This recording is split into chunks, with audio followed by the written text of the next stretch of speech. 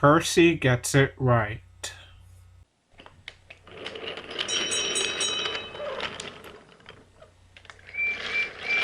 Percy was helping out on Toby's branch line. He was delivering a train to Olmsted.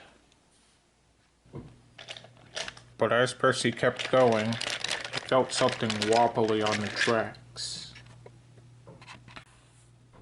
"Bust my buffers," Percy cried. "What was that?" The driver, the fireman, and the conductor went to go inspect the rails. "The earth's crumbling," said the conductor.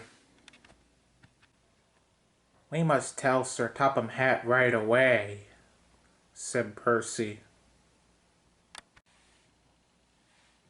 As soon as Percy's driver and fireman went on board his cab, Percy steamed away as fast as he could. As soon as Percy had finished his work, he arrived at Tidmouth. Gordon was there. "The tracks on Toby's line are wobbly. I need to tell Sir Topham Hatt right away."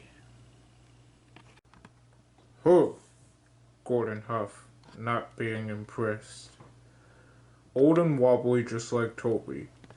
I don't have time to listen to your silly chatter. Gotta go." And Gordon puffed away. Percy was cross. "Gordon never listens to me," he said. A little later, after Percy had finished his work on delivering some stone to the harbor, he went back to Tidmouth again. Sir Topham Hatt was talking to Thomas. "Sir, I have something important too." "Not now, Percy," said Sir Topham Hatt. "Thomas, I would like you to bring a prize bull to Olmsted," he said. "The lines are old and wobbly on Toby's line," said Percy.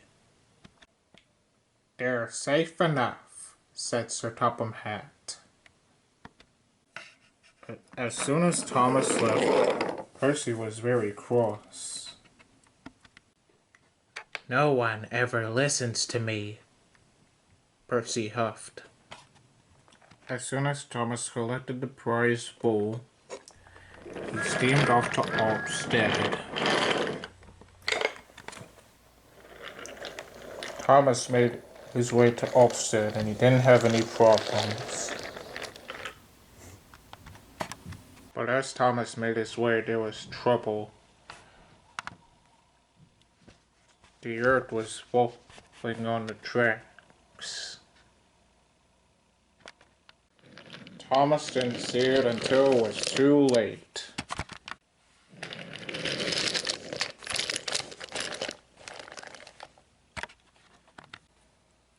"Cinders and ashes," cried Thomas.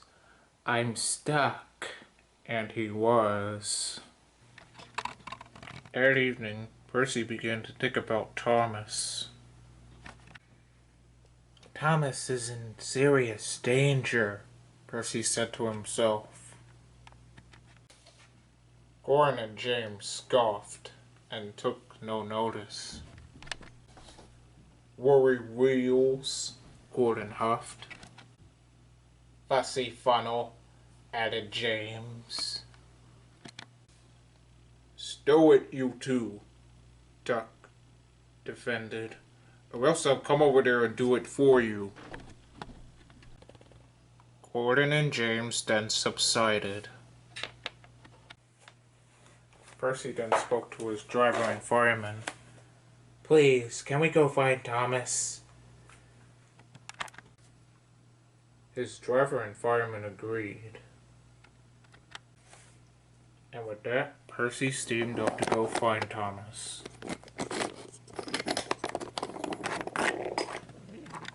Percy found Thomas stranded in this landslide. "Thomas, I'm here," cried Percy. Thomas was relieved. Percy went to go push Thomas out of the landslide.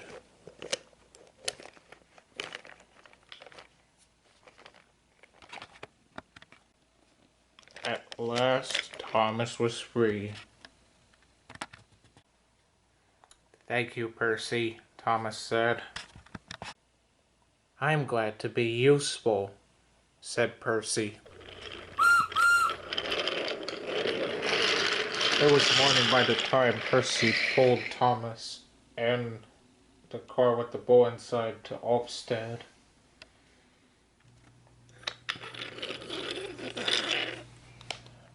Percy was tired, but weary and unbeaten.